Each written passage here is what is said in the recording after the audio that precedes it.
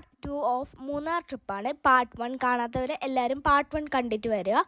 പിന്നെ നമ്മളിപ്പോൾ വന്നിരിക്കുന്നത് ഒരു ഗാർഡൻ, ലൈക്ക് ഒരു കാക്ടസ് ഗാർഡൻ സ്ഥലത്താണ്. ഇവിടെ ഫാക്ടറിയും വരുന്നുണ്ട്, ചോക്ലേറ്റ് ഫാക്ടറി. നമ്മളിവിടെ കുറേ ചെടികളൊക്കെ കണ്ടു. നമ്മൾ കാണാത്ത പല ടൈപ്പ് ചെടികളുണ്ടായിരുന്നു. പിന്നെ ഇവിടെ ആലോവേരയുടെ പല വെറൈറ്റി ഉണ്ടായിരുന്നു.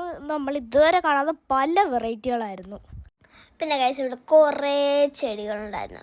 എനിക്ക് എടുത്ത് പറയാനുള്ളത് മൊത്തം കാക്ടസിൻ്റെ ലോകമെന്ന് വേണമെങ്കിൽ പറയാം. അത്രയും കാക്ടസ് ആയിരുന്നു.